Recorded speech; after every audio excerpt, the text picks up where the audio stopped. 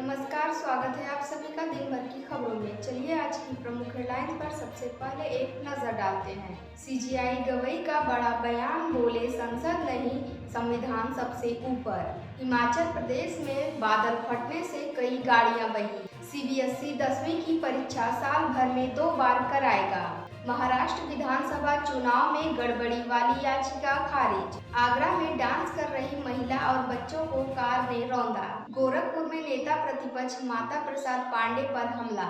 Mexico में त्योहार के दौरान गोलीबारी, 12 की मौत। नाटो समिट में ट्रंप ने ईरान की तारीफ की। झांसी में शताब्दी एक्सप्रेस पर पथराव। भारतीय एस्ट्रोनॉट शुभांशु शुक्ला अंतरिक्ष पहुंचे। दिन भर की खबरों में आप सभी का एक बार फिर स्वागत है। खबरों में आगे बढ़ने से पहले आप सभी से रिक्वेस्ट है, अगर आप हमारे चैनल पर पहली बार आए तो सब्सक्राइब करें और अगर फेसबुक पर देख रहे हैं तो फॉलो करें। चलिए खबरों को विस्तार से जानते हैं।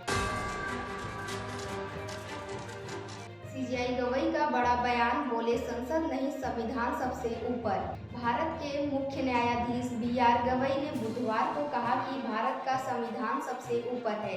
हमारे लोकतंत्र के तीनों अंग, न्यायपालिका, कार्यपालिका और विधायिका, संविधान के अधीन काम करते हैं। सीजेआई गवई ने कहा, कुछ लोग कहते हैं कि संसद सर्वोच्च है, लेकिन मेरी राय में संविधान सर्वोपरि है।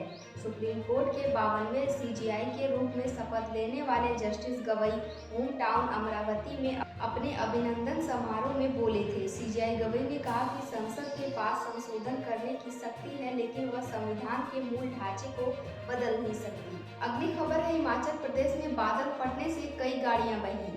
हिमाचल प्रदेश के 2 जिलों में बुधवार को बादल फटने की 4 घटनाएं सामने आई। कुल्लू में जीवा नाला, गड़सा घाटी के सीलागढ़ और बंजार के होरनगढ़ में बादल फटा। इसके अलावा कांगड़ा जिले के धर्मशाला में बादल फटा और धर्मशाला में बादल फटने की घटना खनियारा में बिजली प्रोजेक्ट के पास हुई। इससे नदी में बाढ़ आ गई। प्रोजेक्ट में काम करने वाले 20 मजदूर बह गए। बाद में केवल 2 के ही शव बरामद हुए। अगली खबर है, सीबीएसई 10वीं की परीक्षा साल भर में 2 बार कराएगा। सीबीएसई 10वीं के स्टूडेंट 2026 में साल में 2 बार एग्जाम देंगे। एग्जामिनेशन कंट्रोलर संयम भारद्वाज ने बुधवार को यह जानकारी दी। नए परीक्षा पैटर्न के मुताबिक पहली परीक्षा सभी छात्रों के लिए जरूरी होगी और दूसरी ऑप्शनल। पहली परीक्षा फरवरी और दूसरी मई में होगी। नतीजे अप्रैल और जून में जारी किए जाएंगे। इसके साथ ही सप्लीमेंट्री एग्जाम खत्म कर दिए जाएंगे। वहीं 12वीं बोर्ड पर अभी यह फैसला लागू नहीं होगा। अगली खबर है, महाराष्ट्र विधानसभा चुनाव में गड़बड़ी वाली याचिका खारिज। बॉम्बे हाई कोर्ट ने बुधवार को महाराष्ट्र विधानसभा चुनाव 2024 में गड़बड़ी को लेकर दायर याचिका को खारिज कर दिया है। कोर्ट ने कहा, याचिका की सुनवाई में कोर्ट का समय बर्बाद हुआ। हालांकि याचिकाकर्ता पर कोई जुर्माना नहीं लगाया गया है। जस्टिस जीएस कुलकर्णी और आरिफ डॉक्टर की बेंच ने कहा, इस याचिका में कोई ठोस आधार नहीं है, ऐसे में हम इसे खारिज करते हैं। याचिकाकर्ता ने आरोप लगाया था कि चुनाव में 6 बजे के बाद 75 लाख से ज्यादा वोट पड़े। साथ में चुनाव प्रक्रिया को अवैध घोषित करने की भी मांग की थी। अगली बड़ी खबर है, आगरा में डांस कर रही महिला और बच्चों को कार ने रौंदा। आगरा में महिलाओं बच्चों को इको वैन ने रौंद दिया। हादसे में 27 महिलाएं और 3 बच्चे घायल हुए। बच्चे के जन्म के बाद महिलाएं कुआं पूजन की रस्म के लिए निकली। सड़क पर ढोल नगाड़ों के साथ डांस करती हुई जा रही थी। तभी एक तेज रफ्तार वैन आई और उन्हें रौंदते हुए निकल गई।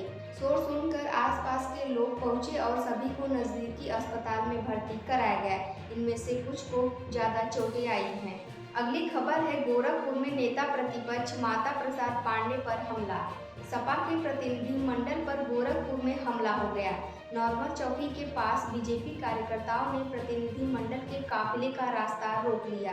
इसका सपा कार्यकर्ताओं ने विरोध किया। इसी दौरान दोनों पक्षों में झड़प हो गई। तभी भीड़ में शामिल अराजक तत्वों ने नेता प्रतिपक्ष माता प्रसाद पांडे और सपा नेता पर अंडे फेंके, जो गाड़ियों पर गिरे। आरोप है कि सपा नेताओं की गाड़ियों के शीशे भी तोड़े गए हैं। तभी हालात बिगड़ते देख सपा नेता सड़क पर ही बैठ गए और धरना देने लगे।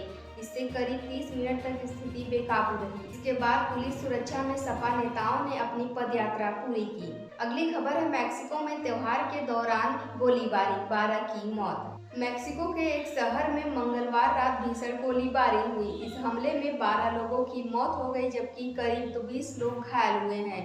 उस वक्त लोग त्योहार के मौके पर सड़क पर नाच गाना और जश्न मना रहे थे। यह जानकारी स्थानीय प्रशासन ने बुधवार को दी। मरने वालों में से 11 की पहचान हो चुकी है और इनमें से 8 पुरुष, 2 महिलाएं और 17 वर्षीय नाबालिग शामिल हैं। अगली खबर है, नाटो समिट में ट्रंप ने ईरान की तारीफ की। अमेरिकी राष्ट्रपति डोनाल्ड ट्रंप ने बुधवार को नीदरलैंड में नाटो समिट के दौरान कहा कि ईरान ने जंग में बहादुरी दिखाई। वे आयल का कारोबारी करते हैं, मैं चाहूँ तो इसे रोक सकता हूँ, लेकिन मैं ऐसा नहीं करना चाहता। उन्होंने कहा कि ईरान को जंग के बाद नुकसान से उबरने के लिए ऑयल बेचने की जरूरत है। अगर चीन ईरान से ऑयल खरीदना चाहते हैं तो हमें कोई दिक्कत नहीं है। ट्रंप ने कहा कि ईरान और अमेरिका के बीच अगले हफ्ते बातचीत होगी। अगली खबर है, झांसी में शताब्दी एक्सप्रेस पर पथराव। झांसी में उपद्रवियों ने शताब्दी एक्सप्रेस को शाम बुधवार निशाना बनाया। ट्रेन के झांसी पहुंचने से पहले उसके कोच पर पत्थर मारकर उपद्रवियों ने खिड़की का शीशा तोड़ दिया। शताब्दी एक्सप्रेस बीते 4 दिन में तीसरी बार हुए पथराव के बाद अब रेलवे की प्रीमियम ट्रेन की सुरक्षा पर भी सवाल खड़े हो गए हैं। ट्रेन में मौजूद आरपीएफ के जवानों ने मौके पर पहुंचकर पड़ताल की, लेकिन कोई आरोपी नहीं मिला। आज की अंतिम खबर है, भारतीय एस्ट्रोनॉट शुभांशु शुक्ला अंतरिक्ष पहुंचे। भारतीय astronaut Shubhanshu Shukla axiom mission 4 के तहत 25 जून को इंटरनेशनल स्पेस स्टेशन के लिए रवाना हुए। उनका ये मिशन पहले 6 बार तकनीकी दिक्कतों के कारण टल चुका था। उनके साथ 3 अन्य एस्ट्रोनॉट भी स्पेस स्टेशन के लिए रवाना हुए। अंतरिक्ष में पहुंचने के बाद शुभांशु ने कहा, व्हाट ए राइड। मेरे कंधे पर लगा तिरंगा बताता है कि मैं आप सभी के साथ हूँ। वहीं लॉन्चिंग सफल होने पर शुभांशु के माता पिता आशा शुक्ला और शंभू दयाल शुक्ला भावुक हो गए। उन्होंने बेटे की सफलता पर ताली बजाकर खुशी जताई। आज की खबरों में इतना ही। कल फिर मिलते हैं नई देश और दुनिया की खबरों के साथ। आप सभी को शुभ संध्या।